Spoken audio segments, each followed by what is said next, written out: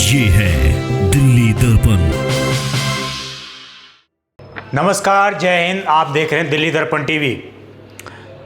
सभी exit poll जो है कहीं ना कहीं सामने आ गए हैं। हम भी आपको जो है दिल्ली दर्पण टीवी का एग्जिट पोल जो हमने अपने दर्शकों के साथ जो एग्जिट बनाए, जो हमने दर्शकों के माध्यम से वोट लेने का प्रयास किया और उसमें क्या समर्थन किस पार्टी को मिलता हुआ नज़र आ रहा है, क्या कांग्रेस का वोट प्रतिशत बढ़ रहा है, क्या आम आदमी पार्टी सत्ता में फिर से वापस आ रही है, दिल्ली दर्पण टीवी की असेसमेंट क्या है। दिल्ली दर्पण टीवी ने जिन जिन विधानसभाओं में कवरेज की, जिन जिन विधानसभाओं पर विशेष फोकस रखा, जिन जिन विधानसभाओं में कैंडिडेटों के बारे में जाना, उनके बारे में लोगों को बताने का प्रयास किया, वहाँ पर दिल्ली दर्पण टीवी की असेसमेंट क्या है और पूरी दिल्ली का असेसमेंट क्या है हमारा।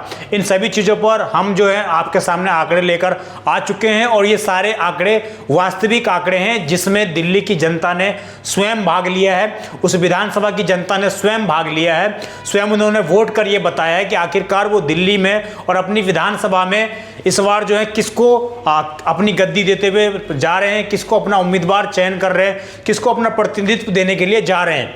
तो इसमें कोई भी छेड़खानी नहीं की गई है, किसी भी तरह की कोई ऐसा नहीं है कि हमने कहीं से अपने थ्रू कोई करवाया हो। इसमें जो कांग्रेस को चाहने वाले उन्होंने वोट किया है, जो बीजेपी को चाहने वाले उन्होंने वोट किया है और जो आम जनमानस है, जो हमारा आम दर्शक है, जो हमारे सब्सक्राइबर है, जिन्होंने देखा है उन्होंने वोट किया है। उनके माध्यम से दिल्ली की 7 से 8 सीटों पर किसका प्रभुत्व है और ये ऐसी सीटें हैं जो कहीं ना कहीं एक अच्छी दावेदारी पेश करती हैं, जहाँ पर एक अच्छी लड़ाई थी और सभी 3 के 3-4 से जो कैंडिडेट थे उनके बीच में। उसको लेकर दिल्ली की जनता क्या सोचती है और क्या इसमें कांग्रेस का वोट प्रतिशत बढ़ा है, या कांग्रेस वापसी कर रही है, या आम आदमी पार्टी फिर से रिटर्न आ रही है, या कुछ अलग होने वाला है, या बीजेपी सत्ता में आ रही है। ये तमाम सवाल हैं हमारे और आपके जहन में। इन तमाम सवालों को लेकर चलते हैं हमारे एग्जिट पोल में जो दिल्ली दर्पण टीवी का असाइनमेंट आया है, उसमें किस तरह की चीज़ें निकल कर आई हैं। विशेषकर सबसे पहले हम जाएंगे मुंडका विधानसभा में, क्योंकि आप लोगों की तरफ से भरपूर प्यार हमें पूरे मुंडका, इस पूरे विधानसभा चुनाव के दौरान मुंडका से हमें मिला। हमने तमाम चीज़ें आपको दिखाने का प्रयास किया और मुंडका से जो फाइनल हमारे पास एक तरह से हमने 2-2 बार वहाँ पर असाइनमेंट की, दोनों बार जो है हमारे पास जो फाइनल रिजल्ट निकल कर आया है, जिसमें लगभग 4,500 लोगों ने जो है पूरे मुंडका से मुंडका विधानसभा से कहीं ना कहीं पार्टिसिपेट किया। और उन्होंने क्या अपना रिजल्ट दिया, क्या उन्होंने बताया। तो सबसे पहले मुंडका में जो है बीजेपी, जो यहाँ के कैंडिडेट हैं गजेंद्र दराल, उनका हमने नाम डाला था। वहाँ पर जो 42% तक उनको जो है वोट मिली है। और इस पूरे जो हमारा ये असाइनमेंट हुआ है, इसमें पूरे जो हमारा ये सर्वे हुआ, इसमें लगभग 4,500 लोगों ने पार्टिसिपेट किया, उन्होंने वोट किया है। दूसरे नंबर पर कांग्रेस प्रत्याशी धर्मपाल लाकड़ा, जो हाल ही में आम आदमी पार्टी छोड़कर कांग्रेस में शामिल हुए, उनको 33% लोग वोट देते हुए नजर आए हैं। तीसरे नंबर पर है जसवीर कराला, जो आम आदमी पार्टी से कैंडिडेट हैं, उनको महज 13% वोट मिले हैं। वहीं चौथे नंबर पर है रामवीर शौकीन, जो निर्दलीय खड़े हैं, उनको 12% वोट मिले हैं। तो इन ग्राफिक्स के माध्यम से आप ये समझ सकते हैं कि लोग कहीं ना कहीं आम आदमी पार्टी को दरकिनार करते हुए नजर आ रहे हैं। जितना निर्दलीय उम्मीदवार को सपोर्ट मिल रहा है, उतना ही एक आम आदमी पार्टी के प्रत्याशी को सपोर्ट मिलता हुआ नजर आ रहा है। मुंडका की स्थिति तो ये है, इन वोट के हिसाब से ये चीज़ झलक जाती है। दूसरे नंबर पर आता है रोहिणी। लगातार बीजेपी यहाँ पर जीतती रही है और काफ़ी हॉट सीट है, चूँकि नेता प्रतिपक्ष भी हैं यहाँ के वर्तमान विधायक विजेंद्र गुप्ता। उनको किस तरह से सपोर्ट मिल रहा है, क्या वो वहाँ पर वापसी कर रहे हैं, ये आपको हम बताने के लिए आ गए हैं। जिसमें लगभग 3,500 लोगों ने जो है वोट किया है। मुंडका से लगभग 1,000 कम लोगों ने इसमें वोट किया। 3,500 लोगों ने जो वोट किया है, उसमें से रिजल्ट निकल कर ये आया है कि रोहिणी के अंदर 52% लोग कहीं ना कहीं बीजेपी के पक्ष में यहाँ पर दिखाई देते हुए नजर आ रहे हैं। प्रदीप मित्तल, जो आम आदमी पार्टी से हैं, उनको 17% लोगों ने सपोर्ट किया है। और सुमेश गुप्ता, कांग्रेस, उनको 32% लोगों ने सपोर्ट किया है। यानी कि आम आदमी पार्टी से भी ज़्यादा सपोर्ट सुमेश गुप्ता को मिल रहा है, जो कहीं ना कहीं आम आदमी माफ़ करिएगा कांग्रेस पार्टी से है। तो निश्चित रूप से कहीं ना कहीं यहाँ पर वोट प्रतिशत मिलता हुआ, वोट प्रतिशत कांग्रेस का बढ़ता हुआ नजर आ रहा है। तीसरे नंबर पर आती है सकूर बस्ती विधानसभा। सकूर बस्ती विधानसभा में जो है करनैल सिंह सबसे अमीर उम्मीदवार जो हैं, सबसे अमीर प्रत्याशी जो हैं दिल्ली के, वो यहाँ पर खड़े हुए हैं। तो करनैल सिंह को कहीं ना कहीं यहाँ पर इस विधानसभा में लगभग 3,500 लोगों ने वोट किया हमारी सर्वे में। उसमें सत्येंद्र जैन को 24% वोट मिलता हुआ नजर आया। करनैल सिंह को 47% वोट दिया है जनता ने। इसके अलावा सतीश लूथरा, वहाँ पर भी 30% कांग्रेस को मिलता हुआ वोट नजर आ रहा है। तो ये सारे जो है कहीं ना कहीं कांग्रेस को जो है आम आदमी पार्टी से ज़्यादा वोट मिलते हुए नजर आ रहे हैं। सारे सर्वे में यही नजर आ रहा है। बीजेपी को तो एक पक्ष में कहीं ना कहीं लोग सपोर्ट कर ही रहे हैं। उसके अलावा 30% तक जो कांग्रेस को भी सपोर्ट शकूर बस्ती विधानसभा में मिल रहा है। चौथे नंबर पर जो है आता है त्रिनगर विधानसभा। प्रीति जितेंद्र सिंह तोमर, जितेंद्र सिंह तोमर की पत्नी है, उनको फिर से आम आदमी पार्टी ने अपना प्रत्याशी बनाया और पिछले 5 सालों से लगातार वो विधायक रही हैं। तो वहाँ पर जो है लगभग 2.8 के यानी कि लगभग 3,000 के आसपास लोगों ने इसमें पार्टिसिपेट किया। उन्होंने जो है प्रीति सिंह तोमर को 21% वोट दिया है। बीजेपी तिलक राम गुप्ता इनको 47% वोट दिया है।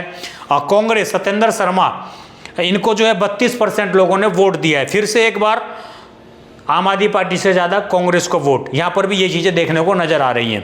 अब शालीमार विधानसभा की बात करते हैं, जहाँ पर 2.6 के यानी कि लगभग 3,000 लोगों ने वोट किया है। आम आदमी पार्टी वंदना कुमारी वर्तमान विधायक हैं, 22% इनको वोट दिया है। अब बीजेपी रेखा गुप्ता 49% लोगों ने यहाँ पर वोट किया है इनको। कांग्रेस परवीन जैन, यहाँ पर भी वही चीज 29% जो है यहाँ पर कांग्रेस को लोग सपोर्ट करते हुए नजर आ रहे हैं। अगली सीट बात करें वजीरपुर विधानसभा की, तो वजीरपुर विधानसभा बेहद ही हॉट सीट मानी गई है अब तक के इलेक्शन में, क्योंकि यहाँ से जो है दोनों ही पार्टी के राष्ट्रीय प्रवक्ता जो है चुनाव मैदानी में है। यहाँ पर पहली बात करें आम आदमी पार्टी के राजेश गुप्ता, वो विधायक भी हैं 10 साल से लगातार, और इसके अलावा वो राष्ट्रीय प्रवक्ता भी हैं। और बीजेपी कांग्रेस की बात करें रागिनी नायक, वो भी जो है कहीं ना कहीं यहाँ पर राष्ट्रीय प्रवक्ता हैं, अच्छी प्रवक्ता मानी जाती है, प्रखर रूप से सवालों का जवाब देती हैं। यहाँ पर लगभग 3.7 के लोगों ने जो है हमारे इस सर्वे में भाग लिया। और यहाँ पर जो राजेश गुप्ता है आम आदमी पार्टी से वर्तमान विधायक हैं, उनको 25% लोगों ने सपोर्ट किया। बीजेपी को पूनम भारद्वाज जो निगम पार्षद हैं यहाँ से, उनको 46% लोगों ने सपोर्ट किया है। और कांग्रेस रागिनी नायक को यहाँ पर लोगों ने 30% सपोर्ट किया है। वही बात फिर से आम आदमी पार्टी से ज़्यादा सपोर्ट करने की कांग्रेस को मिलता हुआ यहाँ पर नजर आया। कालकाजी विधानसभा की बात करें तो यहाँ पर जो है कहीं ना कहीं 29% लोगों ने आम आदमी पार्टी को सपोर्ट किया है। और यहाँ से सीएम आतिशी स्वयं मैदान में है। कांग्रेस से अलका लांबा जो पूर्व आम आदमी पार्टी के नेता रहे, फिर कांग्रेस में गई, 12% लोगों ने सपोर्ट किया। बीजेपी के रमेश बिदुड़ी को 59% लोगों ने सपोर्ट किया है, जो पूर्व में यहाँ से सांसद रहे, और लगभग 2,000 लोगों ने जो यहाँ पर वोट किया है।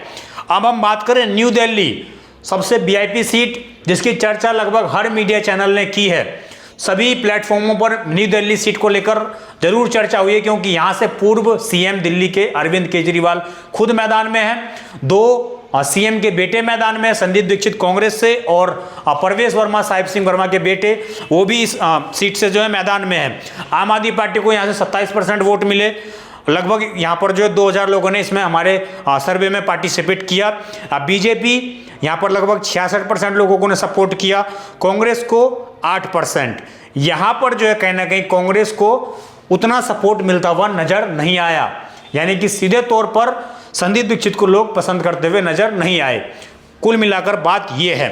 अब अगर मैं आपको बता दूं ऑल ओवर क्या है, पूरी दिल्ली के लोग क्या सोचते हैं, पूरी दिल्ली के लोगों ने दिल्ली दर्पण टीवी का जो ये विशेष सर्वे हुआ, इसमें उन्होंने क्या सपोर्ट किया, उन्होंने क्या अपने मन के अंदर जो है वो जाहिर की, तो इसमें लगभग 1,500 लोगों ने जो है 1.6 के लोगों ने पार्टिसिपेट किया। और इसमें बीजेपी को 67% लोगों ने कहीं ना कहीं वोट दिया, आम आदमी पार्टी को 26% लोगों ने सपोर्ट किया और कांग्रेस को 7% लोगों ने सपोर्ट किया।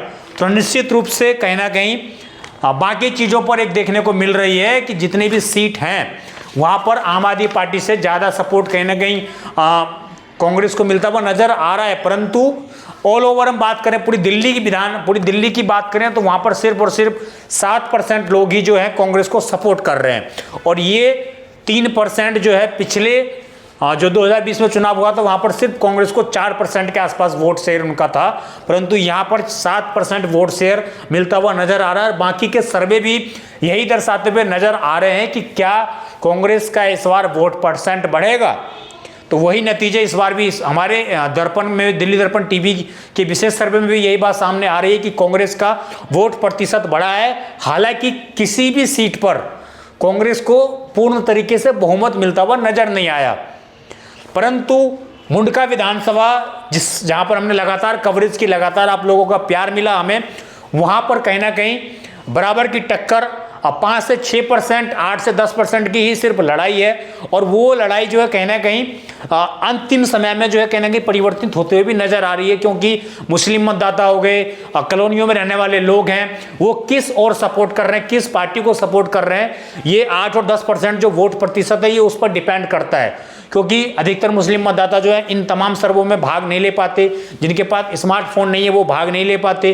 तो ये तमाम चीज़ें हैं, परंतु जिन स्मार्टफोन जो हमारे यूजर हैं, जो लगातार हमें देखते हैं, हमारे चैनल को पसंद करते हैं, दिल्ली के बाकी क्षेत्रों में लोग रहते हैं, उन सभी ने इन जो है सर्वे में भाग लिया। और मैंने आपको दिखाने का प्रयास किया कि हालांकि आखिरकार दिल्ली की जनता सोचती क्या है, दिल्ली की जनता चाहती क्या है, दिल्ली की जनता का वास्तविकता में वोट प्रतिशत क्या है, वास्तविकता में दिल्ली की जनता क्यों सोचती है।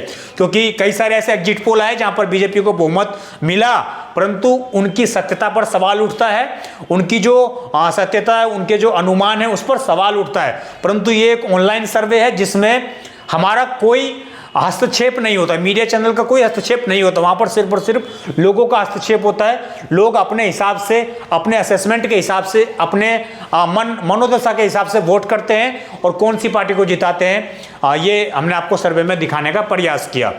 अंतिम बात यही रहेगी हमारे कि आपको भी और हमें भी 8 तारीख का इंतजार है, 8 तारीख तक के शाम का इंतजार है। कौन जो है 8 तारीख की शाम को अपने सिर पर ताज समाता है, किसके पक्ष में जनता जो है फुल ईवीएम के अंदर किसको जनता ने सपोर्ट किया है, ये देखने वाली बात होगी। आप देखते रहें दिल्ली दर्पण टीवी। मैं विजय ठाकुर, धन्यवाद।